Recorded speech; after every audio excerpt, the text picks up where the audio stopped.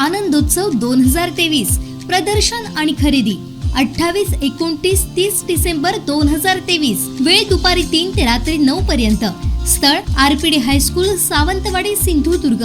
Stall booking साठी संपर्क 9067 92 77 62। केंद्रीय मंत्री नारायण राणे जर आपल्या हॉस्पिटलमध्ये गोरगरिबांना उपचार देत असतील तर हा निर्णय कौतुकास्पदच आहे, अशी प्रतिक्रिया राष्ट्रवादीचे सावंतवाडी तालुकाध्यक्ष पुंडलिक दळवी यांनी म्हटलंय। मात्र आरोग्य यंत्रणा कमकुवत नाही या नारायण राणेंच्या वक्तव्याशी ते सहमत नसल्याचं दिसून आलं। कोकण 7 लाईव्हशी बोलताना पुंडलिक दळवी काय म्हणाले पाहूया।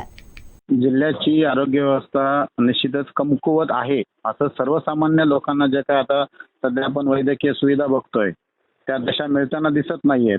अपुरा वैद्यकीय अधिकाऱ्यांचा पुरवठा असेल किंवा अजून बरीच मला वाटतं जिल्ह्यातली अर्धी पदं अजून भरलेली नाहीयेत, तर रुग्णांना सेवा काय देणार आहेत जिल्हा प्रशासन वैद्यकीय? त्यात बरंच आता पर राज्यावर आपल्याला अवलंबून राहावं लागतं।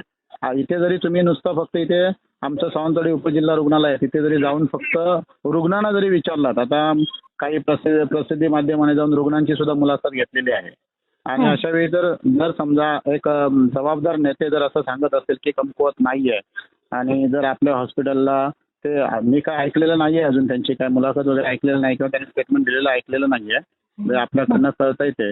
परंतु जर ते आपल्या हॉस्पिटलला म्हणजे आपल्या जर हॉस्पिटलला गोरगरीब जनतेला जर मोफतमध्ये जर उपचार देत असतील तर ते निश्चितच स्वागतार्ह आहे। त्यांचं मग कौतुक करायलाच पाहिजे जिल्हावासियांनी।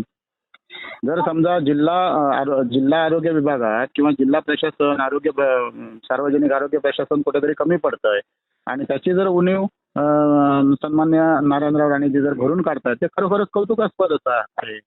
जिल्ह्याची आरोग्य व्यवस्था कमकुवत आहे ते आम्ही जातीनिश्चित जाऊन हॉस्पिटलला प्रत्येक रुग्णाला भेटून मी वैयक्तिक मागच्या रविवारीच मी 2 पेशंट घेऊन गेलो, त्यावेळी जो मला अनुभव आलेला त्या अनुभवाच्या आधारेच मी जाऊन वैद्यकीय अधीक्षकांना याबाबत जे आपले सावंतवाडी उपजिल्हा रुग्णालयाचे अधीक्षक आहेत डॉक्टर आयवाळे सर, त्यांना मी त्या बाबतीत जाब विचारलेला की रविवारची लोकांनी आजारी पडायचं नाही काय?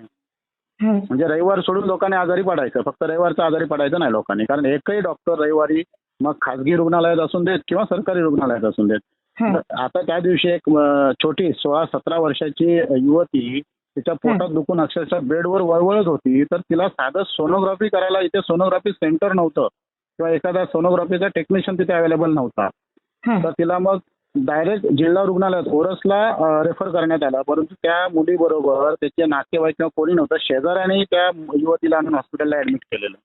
तिचे नातेवाईक जे आहेत ते त्याच्या गावी गेलेले म्हणजे इथे सावंतवाडीत नव्हते। मग त्या अशा वेळी त्या रुग्णांची जबाबदारी घेणार कोण?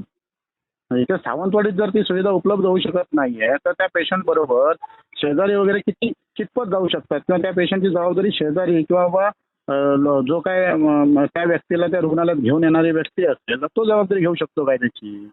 एका छताखाली सेवा मिळणं गरजेचं आहे। आपण बघतो इथे आता सावंतवाडीमध्ये जर सिटी स्कॅन करायचं असेल किंवा MRI करायचं असेल तर आपल्याला रेडिओलॉजी सेंटर कुडाळला तिथे जावं लागतं। मग तुम्ही कशी काय म्हणताय की वैद्यकीय सुविधा आपण पूर्णपणे देतोय म्हणून?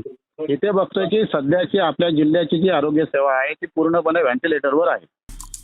आमचे दिवसभरातले सर्व अपडेट्स, ताज्या घडामोडी आणि थेट लाईव्ह पाहण्यासाठी सबस्क्राईब करा, लाईक करा कोकणचं नंबर 1 महा चॅनल कोकण 7 लाईव्हचं YouTube चॅनल।